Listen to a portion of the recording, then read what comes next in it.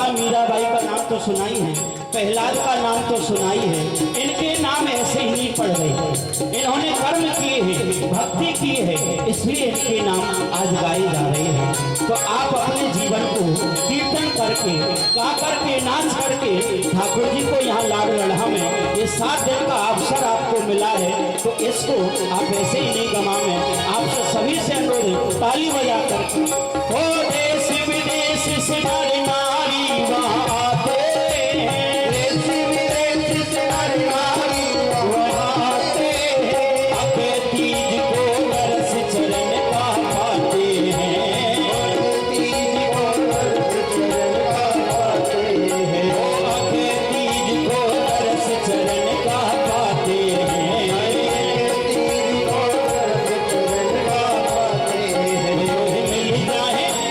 मिल जाए श्यामा श्याम, मिल जाए श्यामा श्याम, रटेंगे राधा राधा राधा राधा नाम, मिलेंगे नाथ बिहारी छोड़ के कामल कारी, मिलेंगे नाथ बिहारी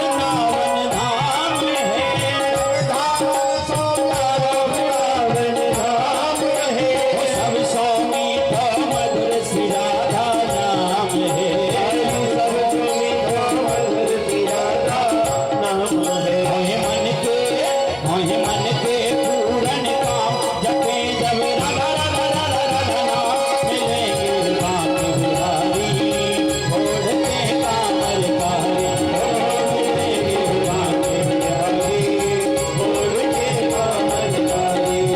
चलो रे मन श्री वृंदावन धाम, चलो रे मन श्री वृंदावन धाम, रटेंगे राधा राधा राधा नाम, मिलेंगे नाथ बिहारी छोड़ के कामल कारी, मिलेंगे नाथ बिहारी छोड़ के कामल कारी।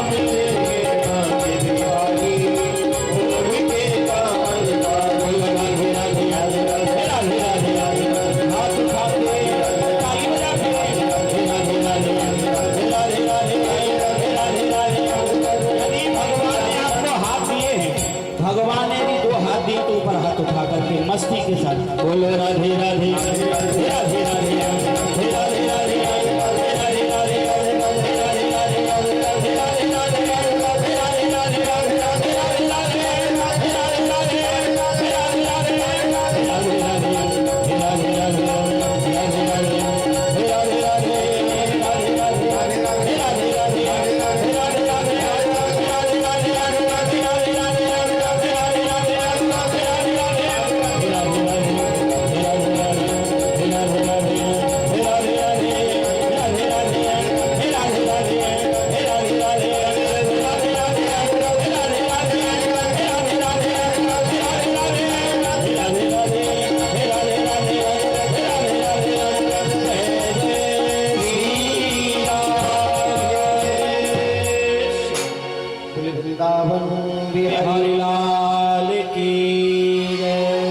से कहिए राधे राधे। राधे राधे। जोर से कहिए राधे राधे। लगता है कि एक साल में भूल गए हैं। देखिए राधे राधे है ना, ये तो आपको सातों दिन नॉन स्टॉप बोलना ही पड़ेगा। केवल आदमी सातों दिन बोलना है ताकि श्रोता के अंतर मन में भी संचार बना रहे, उनका मन ध्यान कथा में ही लगा रहे। वृंदावन की भूमि बड़ी पावन बड़ी रहती। किसी व्यक्ति ने एक बार प्रश्न किया कि महाराज ये दुनिया बड़ी बहुत बड़ी है, कई कई नामों से क्षेत्रों को जाना जाता है, भारत से बाहर भी इतनी दुनिया है, लेकिन भगवान के जितने भी अवतार हुए, भगवान ने जितने भी अवतार धारण किए, ये सब भारत में ही क्यों किए? अमेरिका, न्यूजीलैंड, अफ्रीका, यहाँ भगवान ने कोई अवतार क्यों नहीं लिया?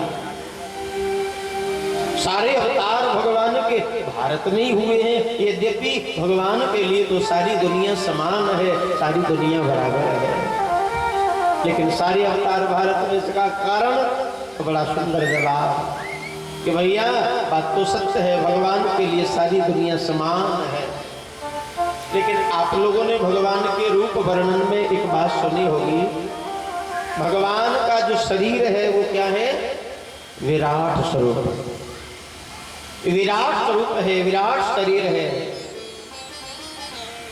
शरीर के यदि कोई अंग काट दिया जाए किसी का तो व्यक्ति जीवित रह सकता है। मानो हाथ एक कट जाए तो वो जीवित रह सकता है, कोई पैर कट जाए तो भी जीवित रह सकता है, लेकिन हार्ट अटैक आ जाए, हृदयघात हो जाए तो क्या व्यक्ति जीवित रह सकता है? नहीं। उसी प्रकार ये सारी दुनिया भगवान के विराट शरीर की तरह है, लेकिन जो भारत है ना, ये भारत भगवान का हृदय है।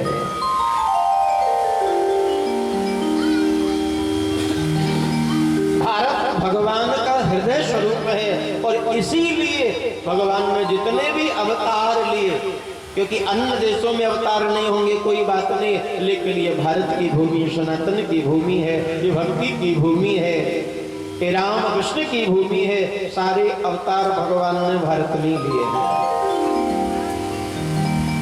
दुनिया के विराट रूपी शरीर में भारत का हृदय धड़कता रहे, इसीलिए भगवान भारत में पधारे, और जिस भारत में आने के लिए देवता भी तरसते हैं, देवता भी लालायित रहते हैं कि एक बार भारत की भूमि में जाकर हमें भी जन्म मिल जाए।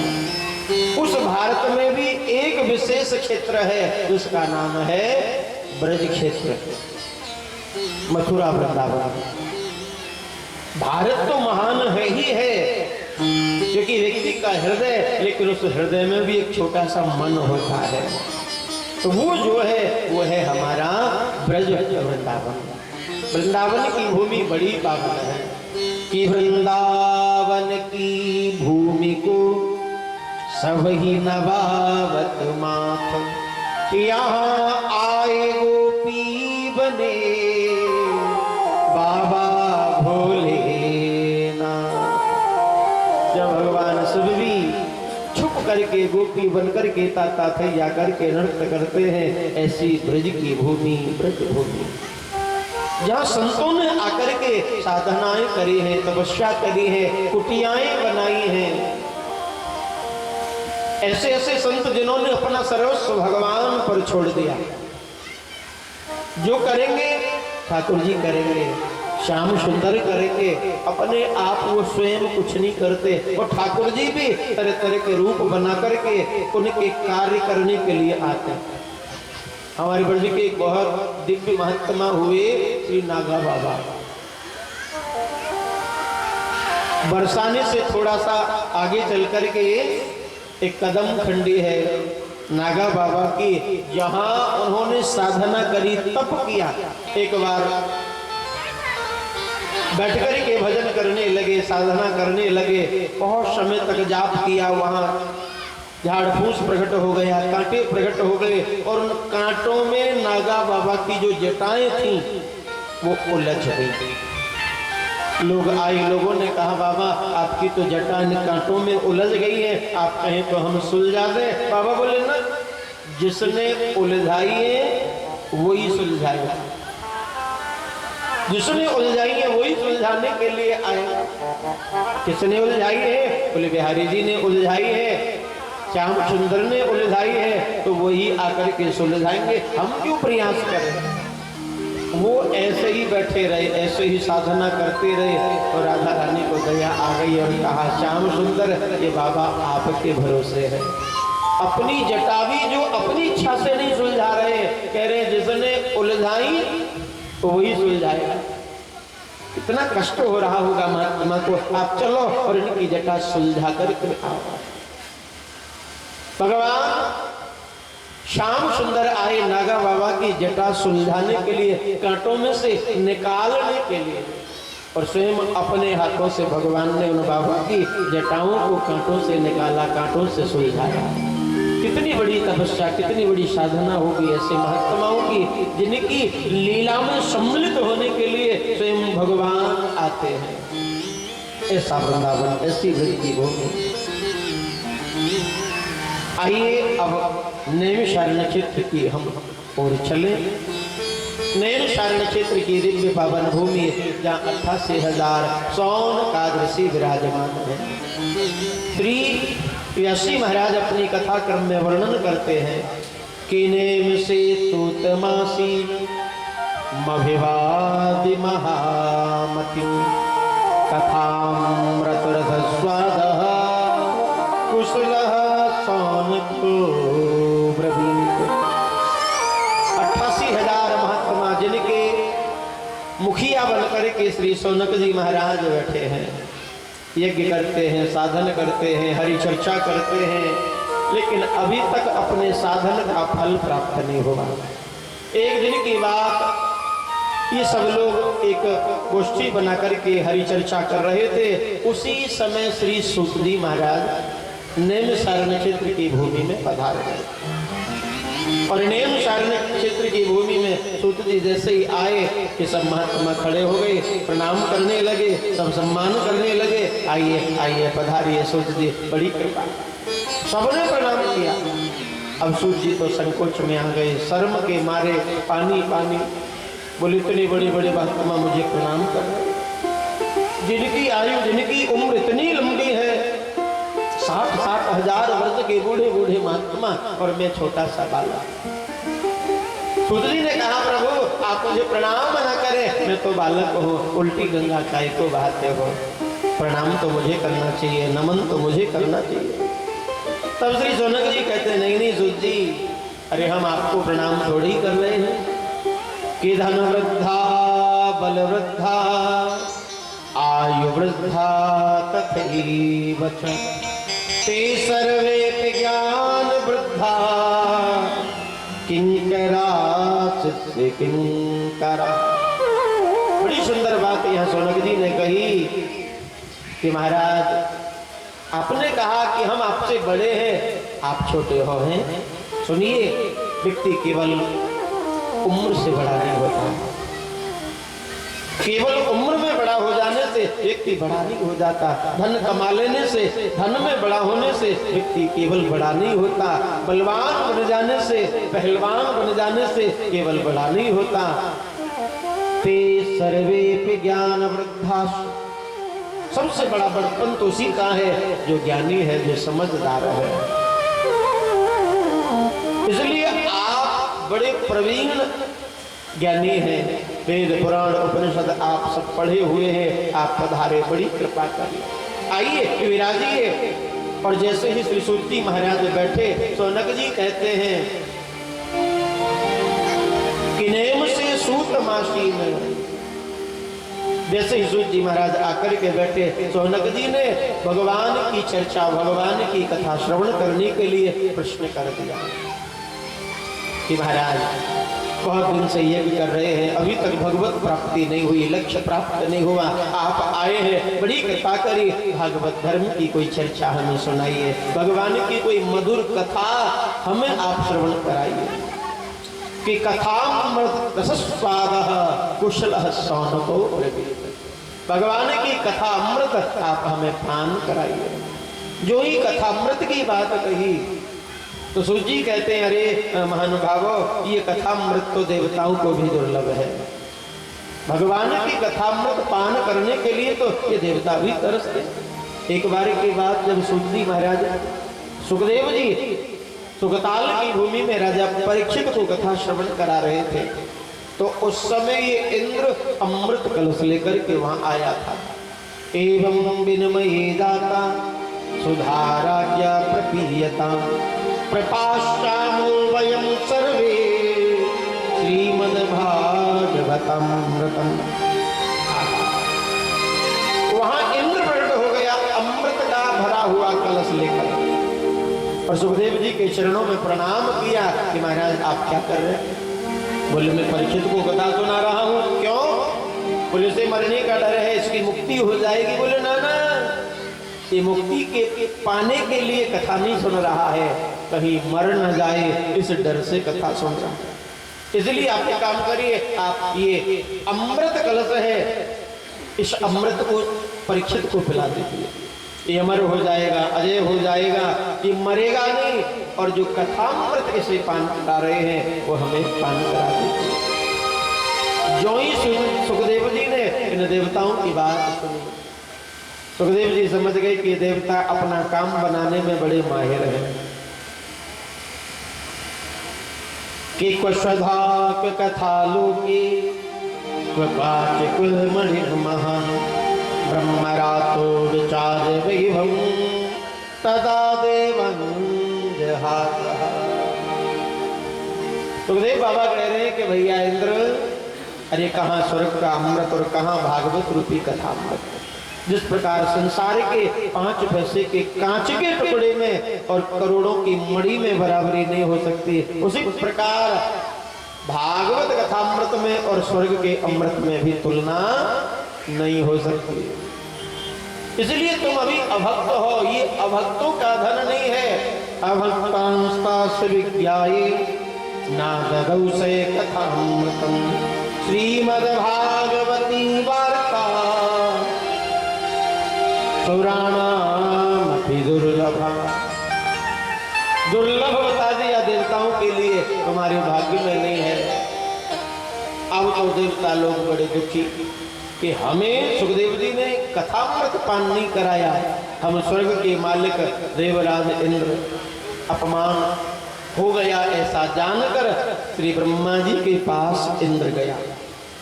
इंद्र ने जाकर के शिकायत कर दी ब्रह्मा जी से, महाराज इतने बड़े पुराण वेद उपनिषद शास्त्र सब बने, लेकिन भागवत इतना महान ग्रंथ कब से हो गया जो सुखदेव मुनि ने हमें नहीं सुनाया। तो भागवत जी की महिमा जानने के लिए ब्रह्मा जी ने भी एक लीला करी। एक तराजू लिया, तराजू में वेद पुराण उपनिषद वेद वेदांत शास्त्र सब एक पलड़े में रख लिए और एक पलड़े में भागवत जी को विराजमान कर दिया। जैसे ही तराजू उठाया कि लघुनन्यानि दातानि गौरवेण इदं महत् तदा ऋषिगणा सर्वे विस्मयं परमं ययुः। जैसे ही तराजू उठा तो आश्चर्य हो गया। क्या आश्चर्य होगा कि जिस पल्ले में वेद पुराण उपनिषद शास्त्र आदि रखे थे वो पल्ला ऊपर की ओर हो गया और भागवत जी वाला पल्ला नीचे की ओर हो गया। अच्छा एक बात बताइए, तराजू में जब तोला जाए तो पल्ला कौन सा झुकता है? कौन सा पल्ला भारी? बोले जो भारी हो वही झुकता है। कि शुष्क काष्ठानि मूर्खस्य ना नमन्ति कदाचन नमन्ति फलिनो वृक्षा नमन्ति गुणिनो जन। आप लोगों ने खूब प्रैक्टिकल किया होगा। जिस वृक्ष पर ज्यादा फल लगे होंगे वो वृक्ष हमेशा झुक जाता है, फलों के बोझ से वो नीचे की ओर नब जाता है। संसार में समाज में जिस व्यक्ति में ज्यादा आचरण होंगे, गुण होंगे, संस्कार होंगे, वो व्यक्ति दूसरों के आगे विनम्र हो जाता है, वंदनीय हो जाता है। लेकिन जंगल में जिस वृक्ष पर फल नहीं है वो सीधा खड़ा रहता है। समाज में जिस व्यक्ति में गुण नहीं है, संस्कार आचरण नहीं है, वो व्यक्ति भी किसी को राम राम नमस्कार राधे श्याम नहीं करेगा, वो भी छाती तान के सीधा खड़ा रहता है। तो भागवत जी का पल्ला झुक गया और व्यास जी श्री आज ब्रह्मा जी ने स्पष्ट कर दिया कि श्रीमद्भागवताख्योऽयं प्रत्यक्षः कृष्ण एव हि। हे देवताओं, ये भागवत पुराण जो है ना, पुस्तक रूप में भले हैं, लेकिन इसे पुस्तक समझने की भूल मत करना। ये केवल अक्षरों से लिखी हुई एक किताब नहीं है, इसमें अक्षर रूप में ब्रह्म विराजमान है। ये भागवत स्वयं भगवत स्वरूप है। बोले भागवत भगवान की जय हो। भागवत जी को ब्रह्मा जी ने सबसे पहले भगवान कह के संबोधन किया। भागवत जी स्वयं भगवत स्वरूप है, भगवान का रूप है। भागवत जी भगवान है, इसका प्रमाण बोले ब्रह्मा जी ने स्वयं कहा। ब्रह्मवाणी कभी मिथ्या नहीं हो सकती। दूसरी बात, हम लोग जब जय बोलते हैं तो भगवान शब्द जोड़ते हैं। आरती जब भागवत जी की करते हैं तो क्या कहते हैं? श्री भागवत भगवान की है आरती, पापियों को पाप से है तारती। तब भी भगवान कह करके संबोधन किया जाता है। और भगवान एक रूप में नहीं रहते, भगवान के अनंत रूप है। भगवान सगुण भी है, निराकार भी है। भगवान जिस प्रकार हर रूप में है, उसी प्रकार सप्त रूप में भी ब्रह्म है। सप्त रूप, सप्त ब्रह्म कहा गया है। नाद ब्रह्म, शब्द ब्रह्म। तो सप्त ब्रह्म के रूप में भगवान भागवत पोथी में विराजमान है। इंद्र को जब ये बात पता चली तो क्षमा मांगी, और आज ब्रह्मा जी ने भागवत जी का महत्व जान करके संपूर्ण भागवत का अध्ययन अपने पुत्र नारद जी को श्रवण करा दिया। नारद जी को अध्ययन कराया, नारद जी को भागवत जी पढ़ाई। संपूर्ण भागवत जी पढ़ाई, पर भागवत की विधि नहीं पढ़ा पाए। भागवत की जो नियमावली है, पद्धति है, वो नहीं पढ़ा पाए। और नारद जी महाराज भागवत जी का अध्ययन करके पूरे संसार के तीर्थों में भ्रमण करते हुए करते करते एक दिन बद्रीनाथ धाम पहुंच गए, जहाँ बद्रीनाथ धाम में चारों भाई सनत, सनंदन, सनातन और सनत कुमार बैठे हैं। चारों भाई विराजमान हैं। नारद जी वहां से निकल रहे हैं, बड़े उदास हैं, दुखी हैं। और चारों भाइयों ने जब देखा तो पूछ लिया कि कथम ब्रह्मन् दीन मुखः कुतचिन्तातुरो भवान् त्वरिते गम्यते कुत्रः कुतश्चागमनं तत्। हे नारद जी, तनिक रुको, ठहरो, किधर आओ। आप उदास क्यों हो, रोते क्यों हो, क्यों दुखी हो? नारद जी ने कहा, महाराज मैं संसार में शांति की खोज में दौड़ रहा हूँ। कहीं सुख मिले, शांति मिले, लेकिन कहीं सुख चैन है ही नहीं, कहीं विश्राम नहीं है। अहम तो पृथ्वी यातो ज्ञात्वा सर्वोत्तममिति पुष्करं च प्रयागं च काशीं गोदावरीं तथा कि हरि क्षेत्रं कुरुक्षेत्रं श्रीरंगं सेतुवन्दनम् एवमादिषु तीर्थेषु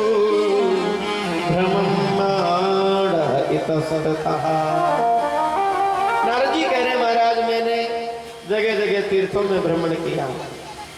हरि क्षेत्र माने हरिद्वार गया, कुरुक्षेत्र गया, रामेश्वर गया, गोदावरी गया, जगह जगह भटका, लेकिन कहीं भी विश्राम नहीं, शांति नहीं। सज्जनों, एक बात समझिए, चैन पाने के लिए, शांति पाने के लिए व्यक्ति क्या नहीं करता, कितनी मेहनत करता है, धन कमाता है, भवन बनाता है, गाड़ी खरीदता है, किस लिए? कि मुझे सुख मिले, मुझे आराम मिले। लेकिन संसार की भौतिक वस्तुओं का जितना संग्रह जीव करता है, ये भौतिक वस्तु उतना ही कष्ट देती हैं। क्या संसार की भौतिक वस्तुओं में सुख है? नहीं साहब, इनमें सुख नहीं है, इनमें सुविधा है। ये हमें सुविधा तो दे सकते हैं, लेकिन सुख नहीं दे सकते। आराम नहीं दे सकते। आराम कहाँ है?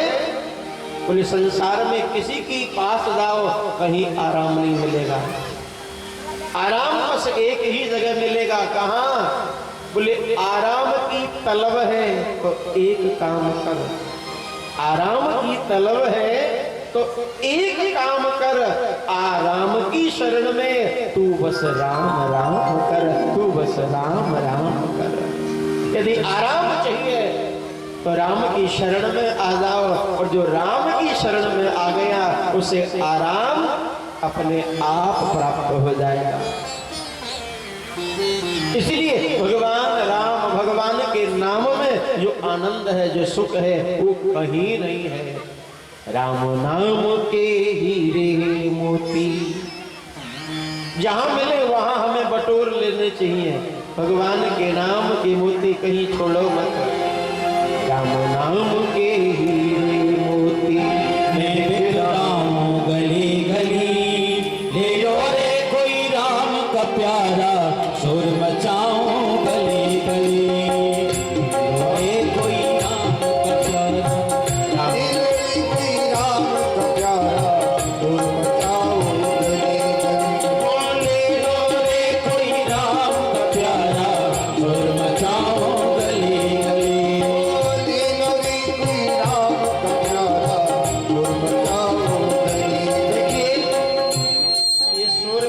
का काम हमारा ही नहीं है।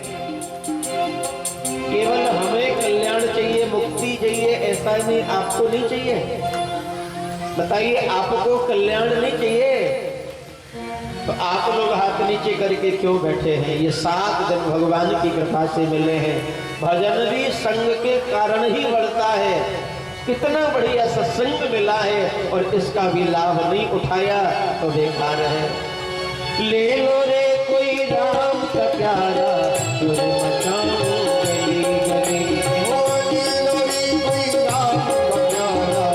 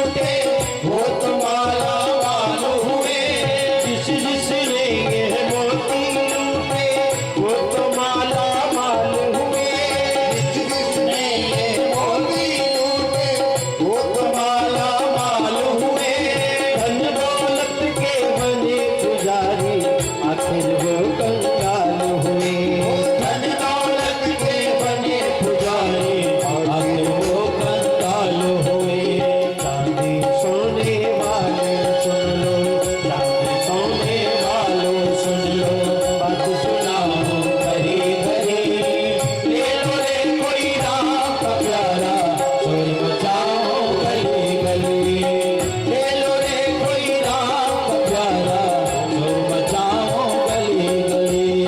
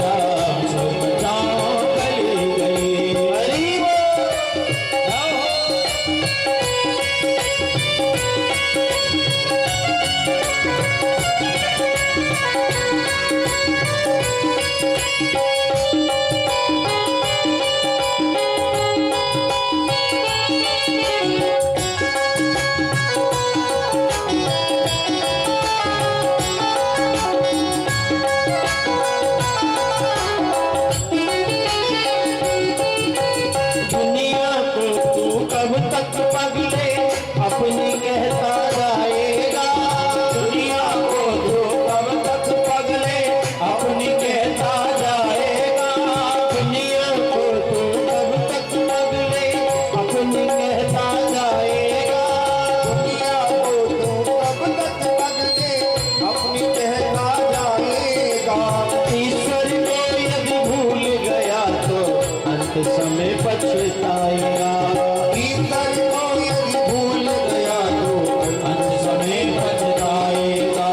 जग का मेला 2 दिन का है, मेला 2 दिन का है, जग का मेला 2 दिन का है, मेला 2 दिन का है। अंत में हो मैं चला चली, ले लो रे कोई राम का प्यारा, और बताओ गली गली। ओ ले लो रे कोई राम का प्यारा, और बताओ गली गली। राम नाम के हीरे मोती, राम के हीरे मोती, राम नाम के हीरे मोती, गुजराम गली गली। ले लो रे कोई राम का प्यारा, और बताओ गली गली। ले लो रे कोई राम का प्यारा, और बताओ गली गली। ओ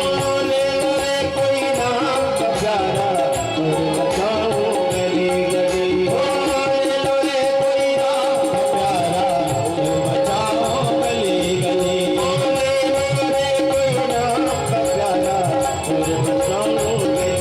ओ ले लो रे कोई राम का प्यारा, और बताओ गली गली। ओ ले लो रे कोई राम का प्यारा, और बताओ गली गली। नाम के हीरे मोती, नाम के हीरे मोती, लिखे हम चली ले लो रे कोई राम का प्यारा, और बताओ गली गली। ओ ले लो रे कोई राम का प्यारा, और बताओ गली गली। ले लो रे कोई राम का प्यारा, और बताओ गली गली। जय जय श्री राम, जय जय श्री राम, जय जय श्री राधे। प्यार से कहिए राधे राधे। आनंद नहीं आया? और जोर से कहिए, थोड़ा सा और जोर से। राधे राधे। आहा। नेम शारण्य क्षेत्र की भूमि में चर्चा चल रही है। सुध जी कह रहे हैं कि नारद जी बद्रीनाथ धाम में सनत कुमारों के सन्मुख कह रहे हैं कि जहां कहां मैं भटकता रहा, लेकिन मुझे कहीं भी शांति नहीं मिली। किना पुष्यम कुत्रचित् शरणं मन संतोष कार्यकम कलिना धर्म मित्रेण धैर्यं बाधिताधुना। नारद जी ने कहा, महाराज कलयुग का एक मित्र है अधर्म। उस अधर्म ने लोगों की बुद्धि को विकृत कर दिया, लोगों की बुद्धि को बिगाड़ दिया। इसलिए संसार में आजकल कोई धर्म ही नहीं करता, इसलिए कहीं शांति नहीं है। धर्म है ही नहीं, थोड़ा बहुत धर्म है वो दिखावे के लिए है। आजकल व्यक्ति सत्यनारायण की कथा भी करता है, एक हवन भी घर में करता है, थोड़ी सी पूजा भी यदि कर ली तो गा गा करके रिश्तेदारों को सुनाता है, सुनो साहब हमने ये काम किया। बुरा काम कितने भी हो कोई गिनती नहीं है। बुरे काम हो जाए तो कहते हैं अरे साहब हम कौन होते करने वाले, सब ठाकुर जी की मर्जी से होता है। भगवान कराने वाले सब बिहारी जी कराते। बुरा काम हो जाए तो भगवान ने कराया, और बढ़िया काम बोले हमने किया। ऐसी स्थिति संसार की समाज की हो गई है साहब। ये विचित्र स्थिति, कहीं भी सुख नहीं है, शांति नहीं है। मैं जब भटकता गृहस्थों के घरों में गया, नारद जी कह रहे कि तरुणी प्रभु तागे शाल को बुद्धिदायका कन्या विक्रीणो लोभा दंपति नाम चकलकन। मैंने जाकर के देखा घरों में भी स्थिति ठीक नहीं है। भारत के कलयुग के घर भी विचित्र हो गए। कैसे घर हो गए? बोले आजकल घरों में साहब बड़े बूढ़ों का सम्मान समाप्त हो गया, बुजुर्गों का आदर समाप्त हो गया, माता पिता का सम्मान छूट गया तो क्या हो रहा है? बोले आजकल तो घरों में नई नई बहुओं की चल रही है। विवाह करके बेटा आया, पोता आया, तो ये बहू के हाथ में घर का चारा। अब जैसा बहू कहे, जैसा बहू चाहे, वही घर में हो। और ये बात मैं नहीं कह रहा हूं, भागवत जी में पहले लिखा हुआ है, तरुणी प्रभुता गेहे, घरों में तरुण स्त्रियों को प्रभुता मिल जाएगी। और ऐसा वर्तमान में देखने को प्राप्त हो रहा है। और इतना ही नहीं, चलो घर में बहू की चले, सास ससुर बूढ़े हो जाएं, दादा दादी बूढ़े हो जाएं, तो बहू को घर संभालना चाहिए। लेकिन नारद जी बोले महाराज, यदि कोई घर में कोई बड़ा आयोजन हो, बड़ा काम हो, तो उस समय तो बड़े बूढ़ों को पूछ लेना चाहिए, माता पिता का सम्मान रख लेना चाहिए। पर उस समय भी नहीं, यदि बड़ा काम घर में होता है तो क्या होता है कि शाल को बुद्धिदायका, घर में चलती है बहू की, और घर के बाहर कोई बड़ा काम हो तो सलाह ली जाए। किससे? बोले बहू के भैया की। बहू का भाई माने अपना साला। सलाह भी ली जाती है तो साले साहब को बुलाया जाता है। हमारे ब्रज में बड़ी सुंदर कहावत है, जिन घरों में सालों की सलाह चलती है ना, दीवार बिगाड़े आरो आला, समझते हैं? घरों में घर बनाते पहले बनते थे कच्चे, तो एक द्वार पर इधर, एक द्वार पर इधर आला छोड़ते थे। यदि दीवार में ज्यादा अलमारी खिड़की विंडो निकालेंगे तो दीवार कमजोर हो जाएगी। कहते दीवार बिगाड़े आरो और घर बिगाड़े सारो। महाभारत प्रमाण है। शकुनी महाराज धृतराष्ट्र के साले साहब थे, और शकुनी की चली महाभारत में, पूरा कौरव वंश नष्ट हो गया, बर्बाद हो गया। इसलिए माता पिता बड़ों का आदर भी अति आवश्यक है। लेकिन समाज में आजकल ये देखने को नहीं मिल रहा है। मैं प्रार्थना करूंगा व्यासपीठ से, माताएं बहनें, अरे भगवान के मंदिर में 2-2 घंटे पूजा के लिए लगाएंगी, 10-10 लोटा शंकर जी के ऊपर जल चढ़ाएंगी, लेकिन सासू जी घर में पानी पीने के लिए, 2 बूंद पीने के लिए बाट देखती हैं कि बहू आएगी तो पानी पिलाएगी। शंकर जी वो 10 लोटा जल आपका तब स्वीकार करेंगे जब आपके घर के देवता, सास ससुर, माता पिता ये आपसे तृप्त हो जाए, ये आपसे प्रसन्न हो जाएंगे। हमारे जीते जागते घर के साक्षात देवता माता पिता, सास ससुर, इनको जिसने प्रसन्न कर लिया, दुनिया के सारे भगवान उस व्यक्ति से प्रसन्न हो जाएंगे। ये तो वो वाली बात हो गई कि घर आए नाग न पूजे हैं और बामी पूजन जाए। घर में यदि सांप निकल आवे तो मार देते हैं, और नाग पंचमी जब आती है तो नाग देवता की पूजा करने के लिए, दूध पिलाने के लिए जाते हैं। उसी प्रकार घर में जो देवता है उनका सम्मान नहीं है, उनका आदर नहीं है, और बाहर से बुला करके उनको सम्मान दिया जाता है। इसलिए पहला कार्य तो यही है, अपने बड़ों का आदर, बड़ों का सम्मान। क्योंकि माता पिता अपने बालकों का हर स्थिति में केवल हित ही चाहते हैं, ये कभी अपने संतान का अहित नहीं चाहते। कि माता पिता और गुरु की बानी, बिनहि विचार करहि शुभ जानी। बाबा तुलसी कहते हैं माता पिता और गुरु, इनकी वाणी तो बिना विचार किए मान लेनी चाहिए, इसमें कभी कोई शंका नहीं करनी चाहिए। ये माता पिता अपने पुत्र का और गुरु अपने शिष्य का केवल कल्याण ही चाहते हैं, हित ही चाहते हैं, अहित कभी नहीं चाहते। लेकिन संसार विचित्र है। नारद जी कह रहे मैंने ऐसी स्थिति देखी, मेरा मन विचलित हो गया, अब मैं संसार से वृंदावन की ओर दौड़ा महाराज। और जैसे ही मैं वृंदावन की ओर गया हूं, मैंने वृंदावन में एक विचित्र स्थिति आज देखी, एक विचित्र दृश्य मैंने आज वृंदावन में देखा। जो अमूर्तिमान है वो मूर्तिमान प्रकट हुआ पड़ा है। क्या देखा? कुल वृंदावन में मैंने देखा कि यमुना किनारे यमुना की बालुका में एक बड़ी सुंदर सजी धजी श्रृंगार की सुंदर स्त्री और अपनी गोद में दो बूढ़े बूढ़े बालकों को लिटा करके उन्हें सहला रही है। सज्जनों, ये बूढ़ी ज्ञान वैराग्य है और ये सुंदर तरुण स्त्री जो है ये भक्ति महारानी है। जो ही नारद जी ने कहा कि मैंने प्रवेश किया, उस स्त्री ने मुझे रोका, आवाज लगाई कि भो भो साधु क्षणं तिष्ठ मच्चिंतामपि नाशय दर्शनं तव लोकस्य सर्वभाग्यहरं। उस देवी ने कहा बाबा तनिक रुको, ठहरो। मैं दौड़ा दौड़ा गया, मैंने कहा देवी आप कौन है, आपका परिचय क्या है? तो वो कह रही है उत्पन्ना द्रविड़े साहू, मैं द्राविड़ देश में उत्पन्न हुई और मेरा नाम कि अहम भक्तिरिति ख्याता इमौ मे तनियो मतौ ज्ञान वैराग्य नामानो काल योगे नजर जरो। महाराज, मेरा नाम श्रीमती भक्ति देवी है। द्राविड़ देश में मेरी उत्पत्ति हुई, मैं प्रकट हुई। क्वचिन महाराष्ट्र के वहां भी प्रकट हो जाती हूँ, पर गुजरात में आकर जीर्ण क्षीर्ण हो गई। पर जैसे ही वृंदावन में आई,